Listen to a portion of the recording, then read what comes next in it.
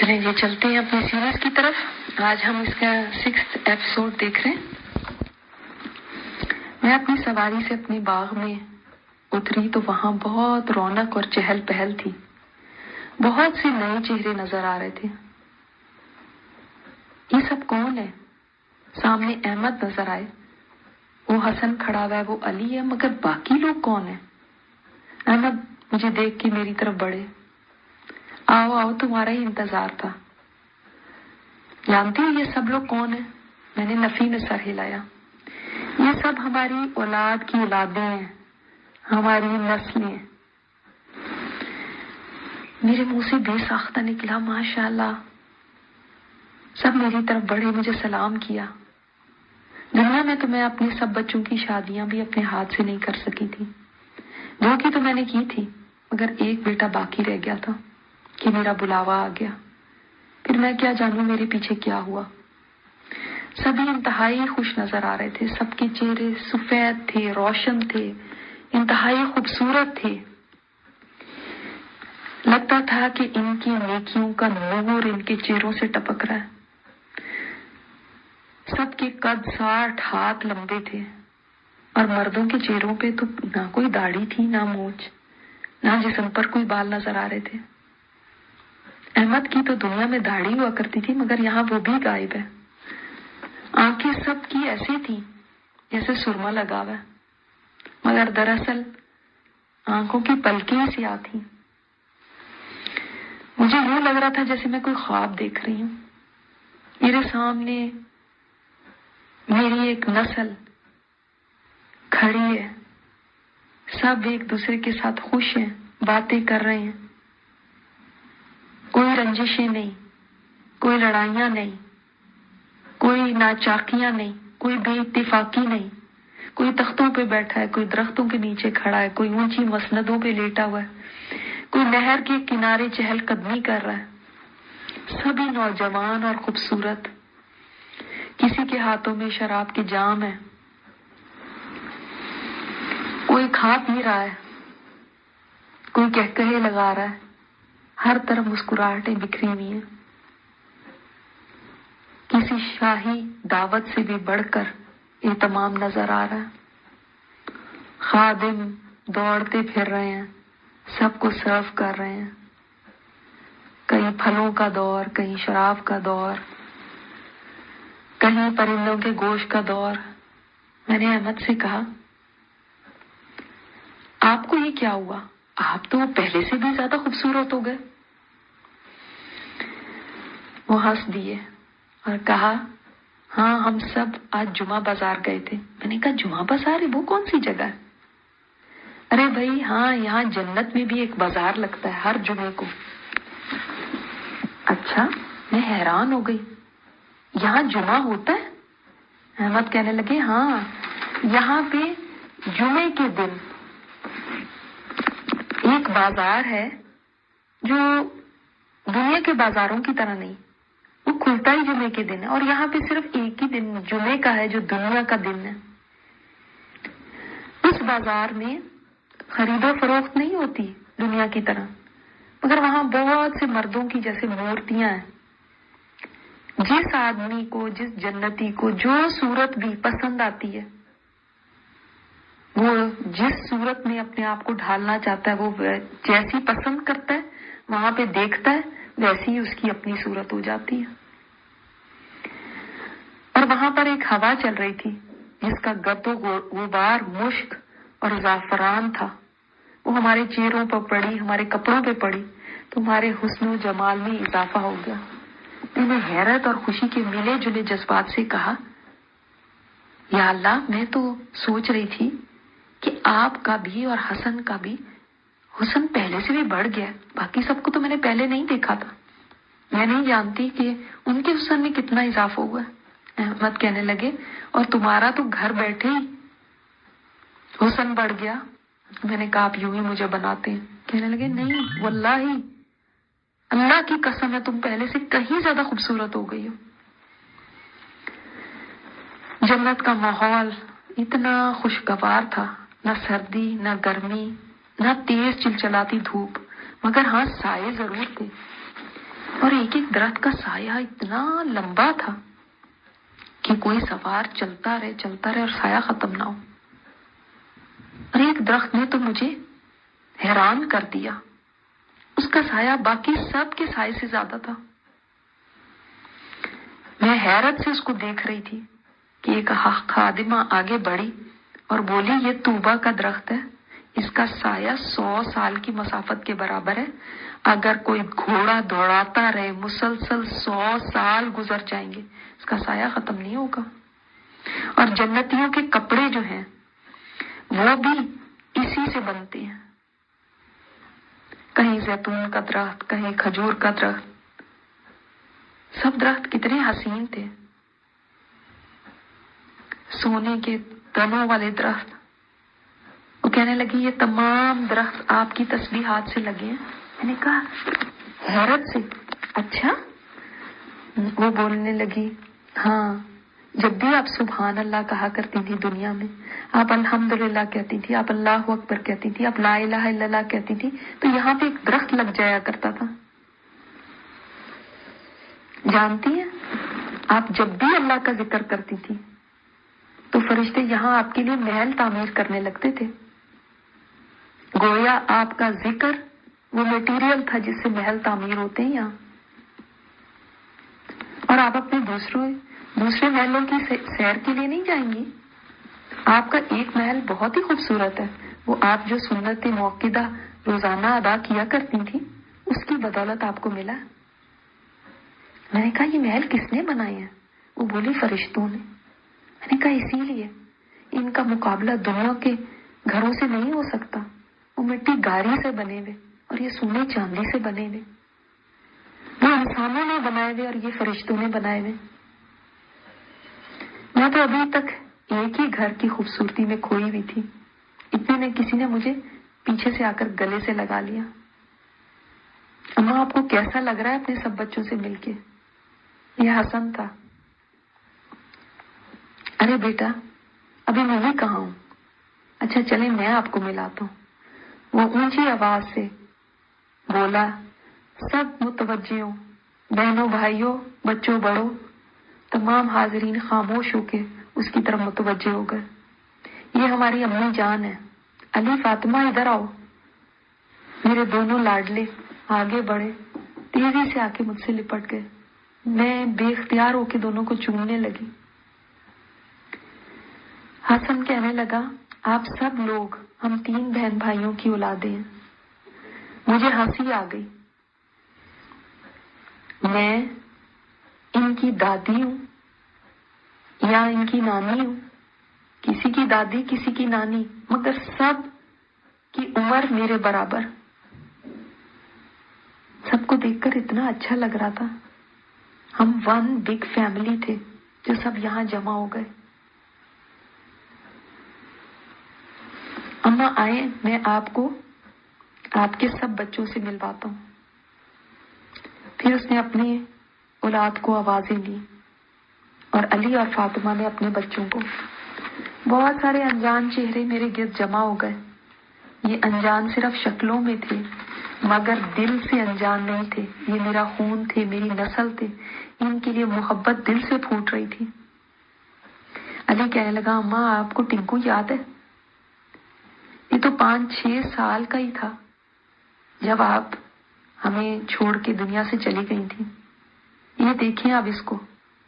ایک نوجوان حسین لڑکا میرے سامنے کھڑا تھا. ادب سے اس نے مجھے سلام کیا. میں نے اسے گلے سے لگا لیا. بیٹا تو اتنا بڑا ہو گیا. اور یہ مائرہ، یہ تو بہت چھوٹی سی تھی. ایک نازک سی شرمیلی سی لڑکی آگے بڑھی. میں نے کہا یہ میری مائرہ ہے، اتنی بڑی ہو گئی. پھر اس نے اپنے باقی بچوں کو بلایا جو میرے بعد پیدا ہوئے تھے. اس کے بعد میری بہو آگے بڑھی. امی جان آپ کیسی ہیں؟ دنیا میں میرے اور اس کے درمیان تعلقات کوئی بہت زیادہ اچھے نہیں رہے تھے. بعض دفعہ مجھ سے وہ بولنا بھی بند کر دیتی تھی اور میں بھی حالات کی ستائی بھی اور کچھ عمر کا تقاضا تھا کہ کچھ نہ کچھ میرے بھی منہ سے نکل جاتا تھا. بات کوئی بڑی نہیں ہوتی تھی، یوں ہی چھوٹی چھوٹی باتیں. کبھی بچوں کا صحیح نہ خیال رکھنے پر، کبھی اس کے بوڑھ پن پہ مجھے غصہ آ جاتا تھا۔ پھر جب یہ علی کو لے کر علیحدہ ہو گئی تو اس کی بات تو مجھے بالکل اچھی نہیں لگتی تھی۔ مگر آج کہاں گئی وہ سب رنجشیں، وہ سب جذبات؟ کیا ہو گیا ان گلوں شکووں کو، شکایتوں کو جو ہمارے دلوں میں ایک دوسرے کے لیے تھے؟ وہ بڑی محبت سے میرے گلے لگ گئی۔ اس کی آنکھیں بتا رہی تھی کہ اس کو مجھ سے بہت پیار ہے اور اس کی اس محبت میں صداقت ہے، یوں ہی جھوٹ موٹ کا دکھاوا نہیں ہے۔ واقعی دلوں کا صاف ہو جانا انسان کو کتنا سچا بنا دیتا ہے، وہ رشتے کتنے پیور ہو جاتے ہیں جو صاف دل سے ایک دوسرے کے ساتھ چلتے ہیں، ایک دوسرے کا ساتھ نبھاتے ہیں، بغیر کسی غرض کے، بغیر کسی دکھاوے کے، بغیر کسی بدگمانی کے، گلوں شکووں کے، ایکسپیکٹیشنز کے، دل میں بری فیلنگز کے، بغیر اس خوف کے کہ دوسرا میرے بارے میں کیا کہے گا۔ واقعی جو خوشی ایسے رشتوں سے ملتی ہے وہ بے مثال ہے، اس کا بھی کوئی ثانی نہیں۔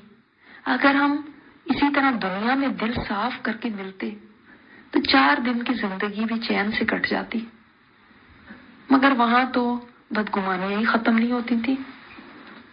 مسکراتے چہروں کے پیچھے بھی کینے ہوتے تھے، حسد ہوتے تھے، کسی کی نعمت کو دیکھ کر جل بھن جانا کہ اس کو کیوں مل گئی۔ اب یہاں سب آسودہ حال ہے، سب کے پاس نعمتیں ہیں، مگر کوئی جلن نہیں، کوئی حسد نہیں، ہر کوئی اپنی جگہ خوش ہے اور دوسرے کی نعمت کو دیکھ کے خوش ہو رہا ہے، اور یہی سب سے بڑی خوبی ہے یہاں کے تعلقات میں۔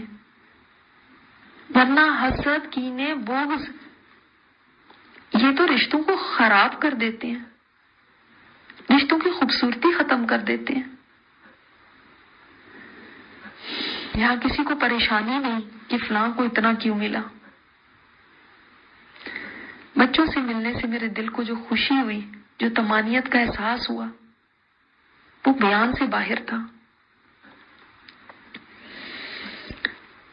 حسن کہنے لگا چلو چلو اب فاطمہ کے بچوں کی باری ہے۔ فاطمہ اپنے بچوں کا تعارف کروانے لگی۔ بچے بہت ہی پیارے، باادب، بھولے سے تھے۔ ہر بچہ میرے پاس آتا، مجھے ملتا، پیار کرتا، میرا ماتھا چومتا، یوں لگتا تھا مجھے جنت اب ملی ہے۔ واقعی کبھی ہم پڑھا کرتے تھے کہ جنت میں ہر دن انسان کی نعمتوں میں اضافہ ہی ہوتا جائے گا، اور ایسا ہی ہو رہا ہے۔ جب سے میں آئی ہوں اس کے بعد سے میری نعمتوں میں اضافہ ہی ہوا ہے۔ اب بچوں سے ملنا میرے لیے اتنا راحت بخش تھا کہ یوں لگتا تھا آج ہی جنت ملی ہے مجھے۔ پھر میں نے سب بچوں سے شرارت سے کہا، بچوں یہاں پر کتنا اچھا ہے نا، نہ کوئی لیکچر ہے امی کا، نہ نانی اور دادی کی نصیحتیں۔ سب بچے زور سے کہا لگا کے ہنسے۔ بچے اکثر دنیا میں ان باتوں سے بھاگتے تھے، اور ہم بھی تو کم نہیں تھے۔ جہاں بچوں کو دیکھتے تھے نصیحتوں کی لمبی فہرست نکال لیتے تھے، لیکچر دینے لگتے تھے، مگر ہم بھی کیا کرتے، ہم ڈرتے جو بہت تھے کہ یہ لوگ سیدھے چلیں، یہ لوگ کہیں کسی فتنے میں نہ پڑ جائیں۔ ہم ڈرتے تھے اس ماحول سے جس میں ہمارے بچے پروان چڑھ رہے تھے۔ ہماری شفقت تھی، ان کے لیے محبت تھی۔ میری پوتی خدیجہ آگے بڑھ کر کہنے لگی، دادی کوئی بات نہیں، آپ کریں ہماری نصیحتیں، جتنی مرضی نصیحتیں کریں، ہم سب سننے کو تیار ہیں۔ میں نے کہا اچھا، اگر آپ لوگ سب نصیحت سننا چاہتے ہو تو لو سنو۔ پھر یہاں کی نصیحت یہ ہے کہ اب جو چاہے کرو، کوئی پابندی نہیں، جتنی لیٹ چاہے گھر آؤ، کوئی روک ٹوک نہیں، جس کو چاہے دوست بناؤ، کوئی مسئلہ ہی نہیں۔ سب ہنس ہنس کے ایک دوسرے پر گرنے لگے۔ ارے ہاں، یہاں نیند ہوتی تو میں کہتی جتنی دیر مرضی سوتے رہنا، لیٹ اٹھنے پہ بھی کوئی مسئلہ نہیں، مگر یہاں نیند ہی نہیں۔ فضا میں ایک بار پھر کہہ کے گونجنے لگے۔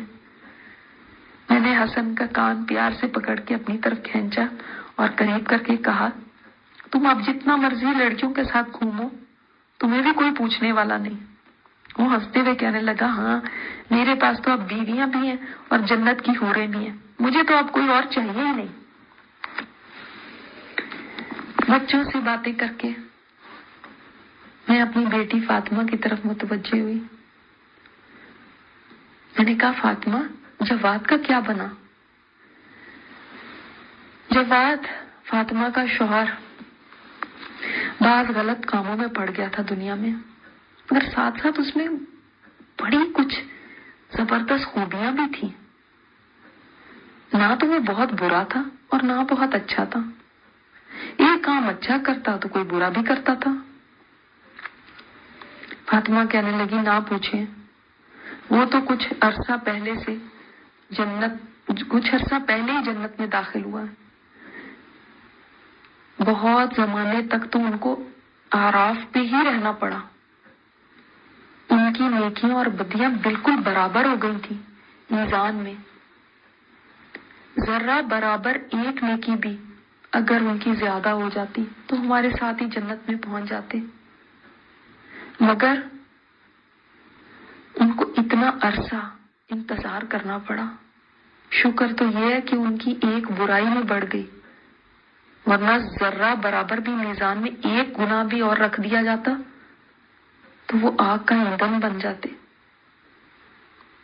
اماں وہ خود بتا رہے تھے کہ جب میرے گناہ رکھے گئے تو آخری گناہ نے میزان کو بالکل برابر کر دیا، نیکیاں اور بدیاں بالکل برابر۔ کہتے ہیں اس کے بعد میں اتنا ڈرا کہ کہیں میرے اعمال نامے میں سے ایک بھی اور گناہ نکل آیا تو میرا حال بھی ان لوگوں کی طرح ہو جائے گا جن کے بارے میں اعلان ہو رہا تھا کہ فلاں بن فلاں ناکام ہو گیا۔ پھر جس طرح حشر کے میدان سے فرشتے ایسے لوگوں کو گھسیٹ گھسیٹ کر لے جا رہے تھے، وہ سما ہی اتنا خوفناک تھا کہ کہتے ہیں میں تھر تھر کانپ رہا تھا، میرا دل بے قابو ہو رہا تھا، خوف کے مارے میرا برا حال تھا کہ ایک فرشتے نے کہا، تمام نیکیاں اور بدیاں رکھ دی گئی ہیں، اب نہ کوئی اور نیکی بچی اور نہ ہی کوئی اور برائی بچی، ترازو بالکل برابر۔ کہتے ہیں اس وقت میں نے اتنا ریگریٹ کیا کہ کاش کہیں سے کوئی چھوٹی سی نیکی میں لا سکوں، ذرے کے برابر بھی اگر مجھے کوئی ایک نیکی کہیں سے مل جاتی تو میرا کام بن جاتا، مگر وہاں کہاں سے میں نے لانی تھی نیکی۔ کہنے لگے کہ میرا دل کر رہا تھا کہ میں دنیا میں چلا جاؤں جہاں پہ ہزاروں نیکیاں، لاکھوں نیکیاں بکھری پڑی تھی۔ میرے جیب میں کتنے پیسے ہوتے تھے، میں 1 روپیہ بھی نکال کے کسی مسکین کو دے دیتا تو آج میرا کام بن جاتا، میری ایک نیکی اور بڑھ جاتی، میں ایک سبحان اللہ ہی اور کہہ دیتا تو آج میں یہاں پر مشکل میں نہ پھنسا ہوتا۔ میں ایک کسی مسلمان کو سلام کر دیتا تو میری نیکی میں اضافہ ہو جانا تھا، ایک کیا مجھے 10 نیکیاں مل جانی تھی، میرے پاس ہو جانا تھا۔ میں صرف 1 کھجور ہی صدقہ کر دیتا، میں نے کیوں نہ کیا؟ میں صرف ایک اچھی بات کسی سے کہہ دیتا، کسی ایک بندے کو معاف کر دیتا، درگزر کر دیتا، کسی سے لڑائی نہ کرتا، کوئی ایک لفظ قرآن کا پڑھ لیتا، میرا کام بن جاتا، کہیں ایک پودا لگا دیتا، کسی کو پانی کا گلاس اٹھا کے پکڑا دیتا۔ کہتے ہیں اتنے سارے کام میرے ذہن میں آ رہے تھے جو بڑے بڑے آسان تھے، دنیا میں بہت جلدی مل جانے والے تھے، بہت جلدی میں کر سکتا تھا، ڈائم ڈزن بکھرے پڑے تھے، مگر اب جب ضرورت پڑی تو کہاں سے لے کر آؤں؟ نہ وہ دنیا، نہ اس کی چیزیں، نہ وہ کام، یہ تو کوئی اور دنیا ہے، یہ تو عمل کی دنیا ہے ہی نہیں، یہ تو جزا کی دنیا، اس میں کہاں سے عمل لاؤں؟ میں فاطمہ کی یہ بات سن کے ٹھنڈی آہ بھرتے ہوئے کہنے لگی، ہاں فاطمہ، یہ ایسے ہی ہے جیسے کہ کسی کو پیاس لگی ہو اور اس کی جان حلق میں آ گئی ہو، اس کی جیب میں پیسے ہیں، پانی بھی سامنے ہو، وہ پیسے نکالتا ہے مگر صرف 1 سینٹ کم ہوتا ہے اس کے پاس، صرف 1 سینٹ،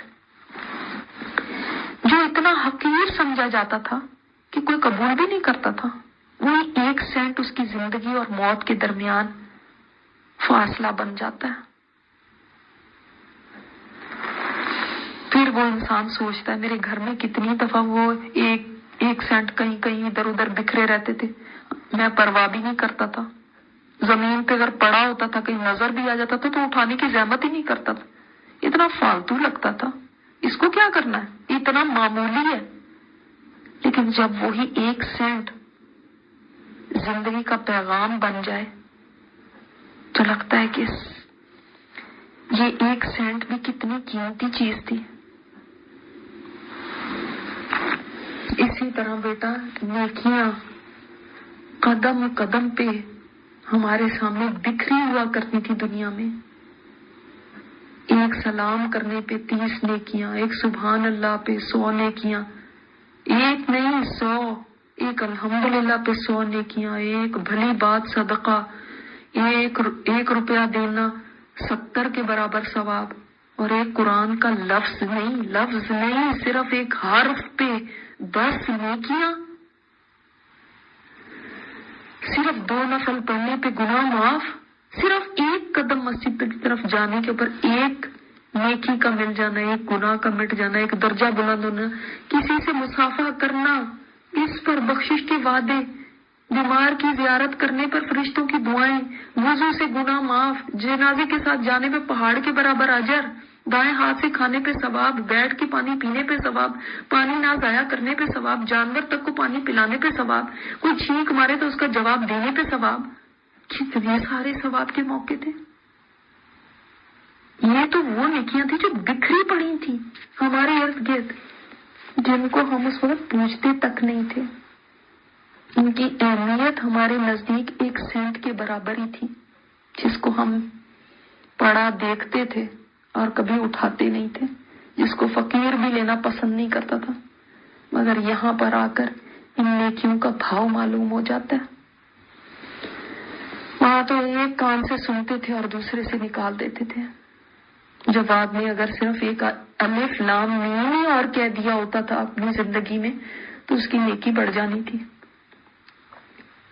ہاں ماں یہی تو کہہ رہے تھے کہ میں اتنا افسوس کر رہا تھا، اتنا میں اپنے اوپر غصہ کر رہا تھا، کہتے ہیں مجھے لگ رہا تھا کہ مجھے کیا مصیبت ہو گئی تھی، اپنے ہاتھ میں چبا رہا تھا، مجھے اتنا اپنے آپ پہ غضب محسوس ہو رہا تھا کہ میں نے کیوں ایسے چانسز گنوا دیے، میں نے کیوں نہ قدر کی ان نیکیوں کی، آج میں مصیبت میں پھنسا ہوں، ایک چھوٹی سی نیکی مجھے مل نہیں رہی، میں کہاں سے لے کر آؤں؟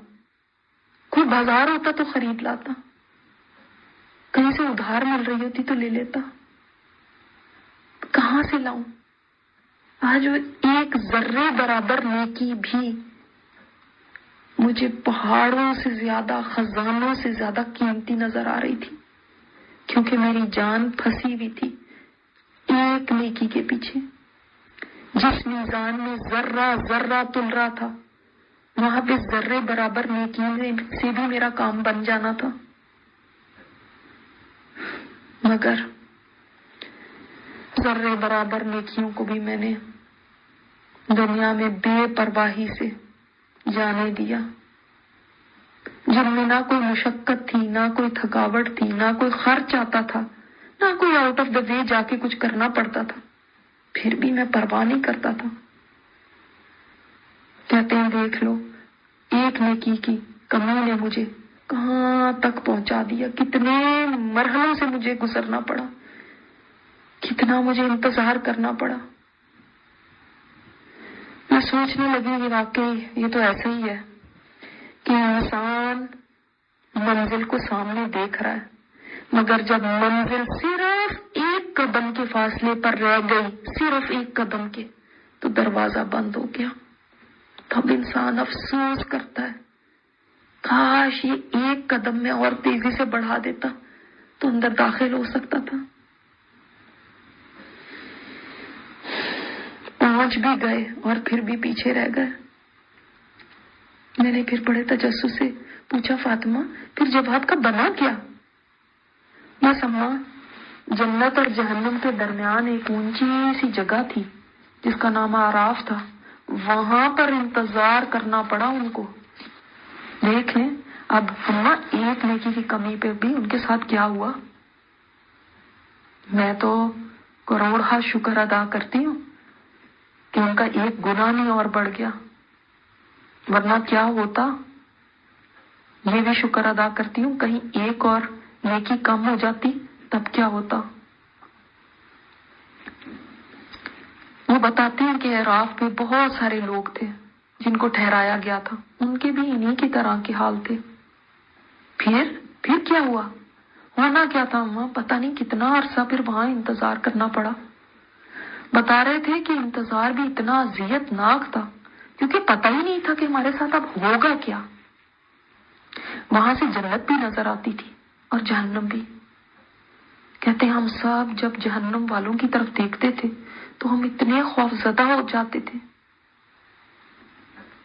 پھر جنت والوں کی طرف دیکھتے تھے اور دعائیں کرتے تھے۔ کہتے ہیں پھر جب سب کے فیصلے ہو گئے تب جا کے کہیں ہمارا فیصلہ ہوا، اور اللہ تعالیٰ نے ہمیں بڑا نواز دیا، ہم پر بڑا کرم کر دیا کہ ہمیں اپنی رحمت سے جنت میں داخل کر دیا۔ یہی شکر ہے کہ اس نے ہمیں جہنم نہیں دکھائی۔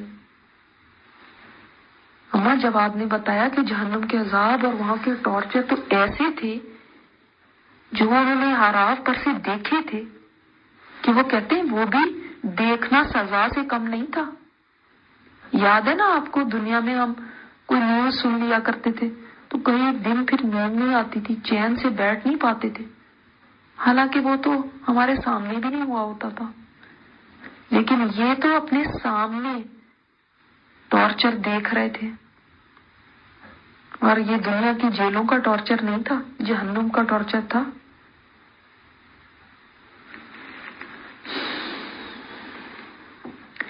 وہ بتا رہے تھے کہ یہ دیکھ کے ہم اتنے سہم جاتے تھے، پھر ہم پوچھتے تھے جہنم والوں سے جو بڑے بڑے نامور لوگ تھے اور وہاں پہ پڑے ہوئے تھے، دنیا کے اندر ان کے بہت ٹھاٹ بھاٹ ہوا کرتے تھے، ان کو ہم پہچان لیتے تھے، ان سے پوچھتے تھے کہ کیا بنا تمہارے ان جتھوں کا، تمہاری اس فالوئنگ کا، جو تمہارے آگے پیچھے دنیا میں لوگ ہوتے تھے، ان فینس کا کیا بنا، وہ تمہاری فوجوں کا کیا بنا، تمہارے باڈی گارڈز کہاں ہیں آج، وہ جو تم تکبر سے گھوما کرتے تھے کیا ہوا اس کا، تم تو خود کو بڑی ہی چیز سمجھتے تھے، کہاں گئے وہ تمہارے سب ٹھاٹ باٹ۔ پھر کہتے ہیں کبھی جنت والوں کو دیکھتے، ان کو سلام کرتے، اور دل میں امید ضرور ہوتی تھی کہ رب بڑا مہربان ہے، اس کی رحمت ہر چیز پر چھائی ہوئی ہے، بہت ممکن ہے کہ وہ ہمیں معاف کر دے۔ امید بھی تھی اور خوف بھی تھا۔ فیصلہ آنے تک ہم وہیں پر رہے، جب تک اللہ تعالیٰ کو منظور تھا اس نے ہمیں انتظار کروایا۔ اور جب بات کی تو آپ کو طبیعت کا پتہ، وہ تو ڈاکٹر کے پاس بھی جاتے تھے تو کہتے تھے مجھ سے انتظار نہیں ہوتا، ایئرپورٹ پہ بھی اینڈ ٹائم پہ پہنچتے تھے، کہتے تھے میں انتظار نہیں کر سکتا، لیکن یہاں پر اتنا انتظار ان کو سہنا پڑا، اور وہ بھی ایسا اذیت ناک انتظار جس کے بعد پتہ نہیں کہ کہاں جانا ہے۔ اب مانتے ہیں کہ یہ رسک لینا بالکل ورتھ نہیں تھا۔ ٹھیک ہے اب جنت میں تو داخل ہو گئے ہیں، مگر خود ہی کہتے ہیں کہ کوئی گناہ اس قابل نہیں تھا کہ اس کی وجہ سے وہاں پر سٹک رہنا پڑتا، اعراف کے اوپر رہنا پڑتا۔ ابھی بھی یاد کرتے ہیں تو بتاتے ہیں کہ جہنم والوں کو دیکھتے تھے تو کہتے تھے ربنا لا تجعلنا مع القوم الظالمین، اے اللہ ہمیں اس ظالم قوم میں نہ شامل کرنا۔ کتنی پریشانی اٹھائی انہوں نے، کیا انسان کی گناہوں کی ایسی لذت ہے کہ جس کی خاطر وہ یہ سودے کر بیٹھتا ہے. میں نے اللہ تعالیٰ کا شکر ادا کیا کہ اس نے ہمارے سارے خاندان کو جنت میں اکٹھا کر دیا. پھر فاطمہ کہنے لگی جیسے اس کو کچھ یاد آیا ہو، ہماں آپ کو پتہ ہے میں خالہ سے ملی تھی. ان کا وہ چھوٹا بیٹا عمیر جو فوت ہو گیا تھا نا بچپن میں، اس کے پیچھے خالہ بہت روتی تھی. ان کے اوپر غم کا پہاڑ ٹوٹ گیا تھا. سب سے لاڈلا چھوٹا اکلوتا بیٹا، اس کی وفات نے تو خالہ کو بوڑھا کر دیا تھا. میں نے کہا ہاں ہاں مجھے یاد ہے. کیا ہوا اس کو؟ کہنے لگی آپ کو پتہ ہے سو کیوٹ، وہ خالہ اور خالو کا جنت کے دروازے پر انتظار کر رہا تھا. فرشتے اس کو کہتے بھی تھے تم جنت میں چلے جاؤ. وہ کہہ رہا تھا نہیں میں اپنے والدین کو ساتھ لے کر جاؤں گا. تو اس کو کہا گیا اچھا پھر ان کو ساتھ لے جاؤ. اس نے خالہ اور خالو کے کپڑے پکڑے اور ان کو لے کر اندر گیا.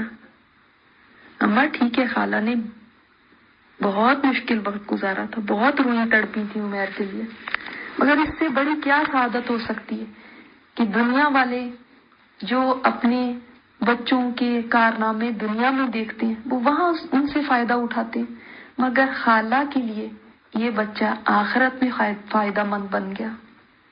جہاں خالہ کو سب سے زیادہ ضرورت تھی اس بچے نے ان کو جنت میں پہنچا کے بن دیا. خالہ کو تو اس بات سے خوش ہونا چاہیے، ان کو اور کیا چاہیے. مجھے یہ بات سن کے بہت خوشی ہوئی، کیونکہ جہاں پہ لوگوں کو ہر ایک کو اپنی اپنی پڑی ہوئی تھی وہاں کون کسی کو پوچھتا. ایسے میں میری بہن کے لیے اس کا بچپن میں فوت ہو جانے والا بچہ کتنا کام آیا. میں نے کہا ہاں تم صحیح کہتی ہو. چند دن دنیا میں وہ ان کو خوشی دے بھی دیتا تو آخر وہ ختم ہو جانی تھی، مگر آپ دیکھو اس کی وجہ سے ان کو جنت مل گئی. میں اور فاطمہ باتیں کیے جا رہے تھے، تختوں پر بیٹھے ہوئے پرانے دنوں کو یاد کر رہے تھے. یہاں تک آج کی ہمارے ایپیسوڈ تھا.